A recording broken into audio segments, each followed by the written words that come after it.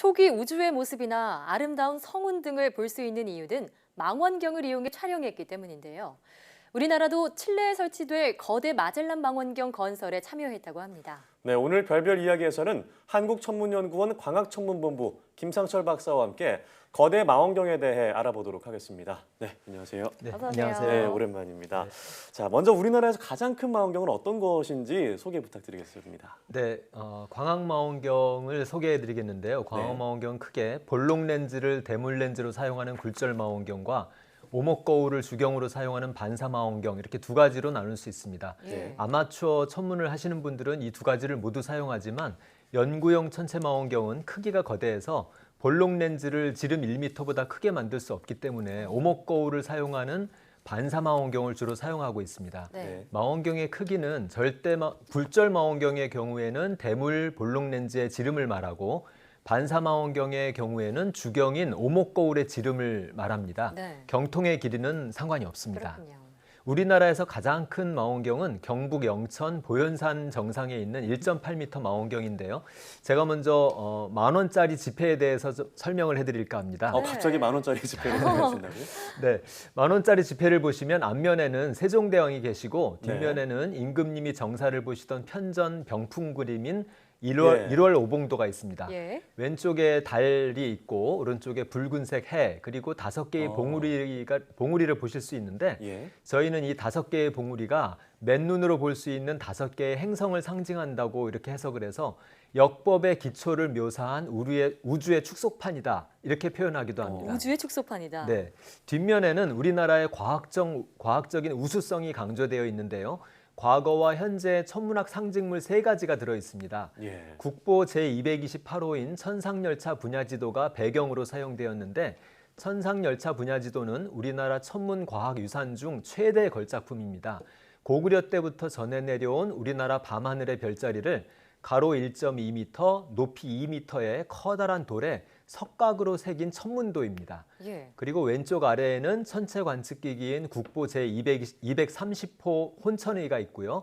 오른쪽 아래에 현대 과학을 상징하는 우리나라에서 가장 큰 망원경인 보현산 천문대 1.8m 망원경이 있습니다. 네. 망원경의 거울이 지름이 1.8m, 즉 웬만한 성인 남성의 키 정도이니까요. 망원경 자체 그리고 돔의 크기는 훨씬 크죠. 예. 그리고 세계에서 가장 큰 망원경을 말씀드리면 세계에서 가장 큰 망원경은 미국에 있는 캣이라는 망원경인데요. 예. 네. 똑같이 생긴 2대의 망원경으로 이루어진 쌍둥이 망원경이고 주경의 지름만 각각 10m입니다. 정말 큽니다. 그러네요.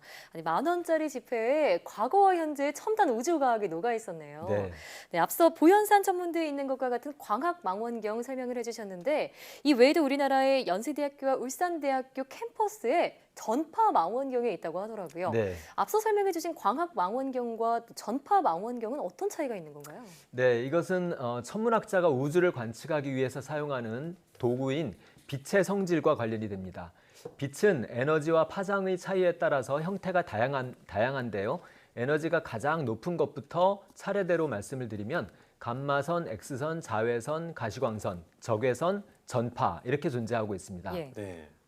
인간의 눈으로 볼 수 있는 아주 좁은 영역인 가시광선을 저희는 광학 이렇게도 부르는데 햇빛을 프리즘에 통과시키면 가시광선의 빛은 빨강, 주황, 노랑, 초록, 파랑, 남색, 보라색 이렇게 7개 색으로 나누어집니다. 무지개색이죠. 그렇죠. 이 7가지 색 중에 보라색의 에너지가 가장 강하고 빨간색의 에너지가 가장 약한 쪽에 해당합니다. 예. 사람의 눈으로는 여기까지밖에 볼 수 없지만 보라색, 한자로 자색의 바깥에도 빛이 있는데 이것을 자외선이라고 하고요. 예. 빨간색, 한자로 적색의 바깥에도 빛이 있는데 이것을 적외선이라고 합니다. 네.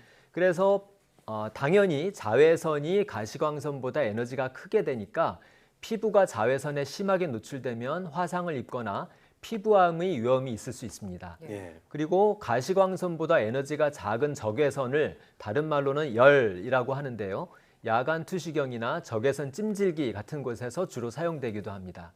우주에서 오는 이 다양한 빛은 지표면의 우리 눈에 도달하기 전에 지구 대기를 통과하게 되는데 이 과정에서 감마선, X선, 자외선, 적외선은 흡수가 되고 가시광선과 전파만 지표면까지 도달하게 됩니다. 예. 예. 그래서 고대로부터 사람들이 맨눈으로 그리고 망원경이 발명된 이후 광학망원경으로 천문학을 하게 되었고 2차 세계대전 이후부터 전파 망원경을 이용하는 전파 천문학이 시작되었습니다. 네.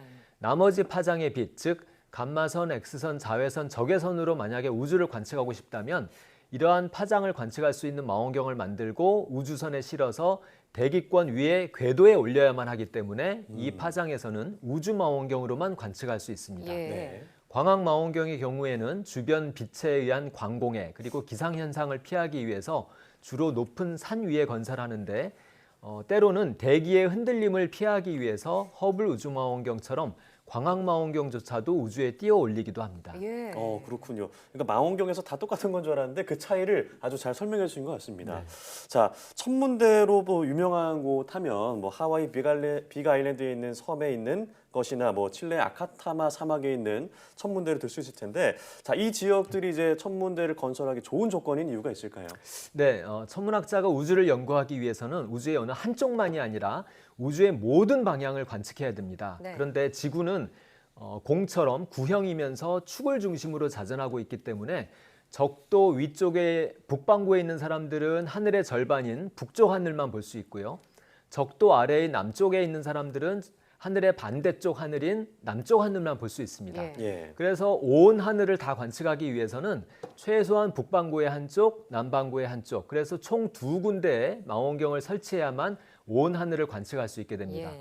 북반구에서는 태평양 한가운데 섬에 있고 대기 현상을 상당히 피할 수 있는 미국 하와이에 있는 마우나케아 산이 천문 관측의 최적지로 꼽히고 있고요. 네. 남반구에서는 태평양에서 불어오는 바람을 막아줄 수 있는 높이가 약 6,000m 정도 되는 산들이 병풍처럼 길게 늘어서 있는 안데스 사막 서쪽에 있는 칠레의 땅, 건조한 아타카마 사막의 여러 장소가 천문대 건설의 최적지로 아주 환영을 받고 있습니다. 그렇군요. 예. 특히 칠레의 경우에는 고도가 워낙 높고 워낙 건조하기 때문에 천문대로서 최적지가 하나가 아니라 여러 군데 있습니다. 예. 칠레는 경제 상황이 안 좋을 때부터 이러한 땅들을 선진국의 무상으로 대여해주고 땅값을 받는 대신에 모든 망원경의 관측 시간 10% 그리고 자국 노동자 채용을 자기들에게 제공해 줄 것을 요구했습니다. 네. 그 덕분에 선진국들이 굉장히 많이 칠레에 초대형 망원경들을 건설했는데 이러한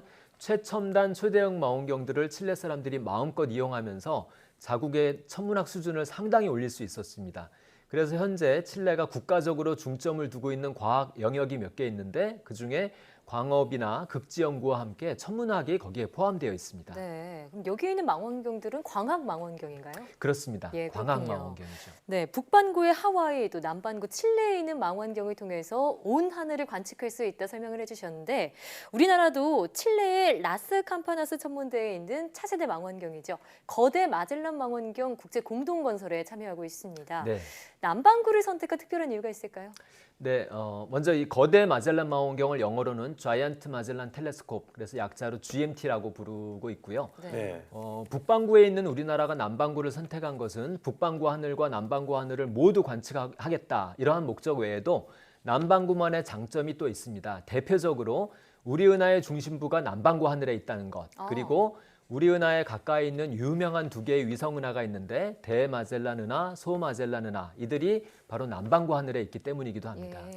그럼 말씀하신 그 거대 마젤란 망원경, GMT 망원경에 대해서 설명을 좀 해주시죠. 네, 우리나라에서 제일 큰 망원경인 1.8m 보현산 천문대 망원경을 건설한 것은 1996년이고요. 네. 그 전까지 우리나라에서 가장 큰 망원경이었던 것은 충북 단양 소백산 천문대에 있는 61cm 망원경인데 이것은 1978년에 만들어졌습니다. 예. 이 소백산 망원경은 단군 이래 일제 식민지를 거친 이후에 이 땅에 최초로 만들어진 연구용 망원경이 바로 이 61cm 소백산 망원경이었습니다. 예. 미국의 경우에 천문학의 최전선에 있는 나라라고 할 수 있는데 미국은 1928년에 2.5m 망원경을 만들었고 네. 1948년에는 5m, 1993년에 10m 망원경을 만들었는데 격차가 좀 벌어지죠. 이미 예. 기술이 발전됐었군요. 그렇죠. 자연과학은 자연을 실험하는 학문이기 때문에 실험실이 아주 중요합니다. 천문학자에게는 천문대가 바로 실험실입니다. 선진국들은 1 내지 2m의 소형 망원경을 먼저 만들고 그 이후에 4 내지 6m의 중형 망원경을 만들고 그 다음에 8 내지 10m의 대형 망원경을 차례대로 만들면서 우주를 깊이 이해해 왔습니다.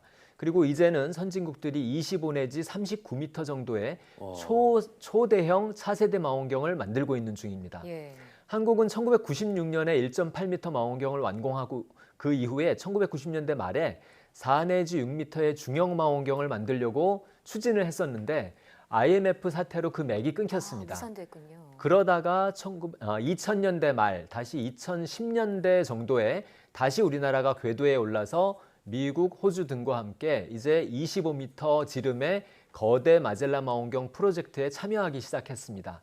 하지만 우리나라의 경우 1.8m와 25m의 간극이 상당히 크기 때문에 학문의 순조로운 발전이 그리고 인력 양성이 쉽지는 않았습니다. 네.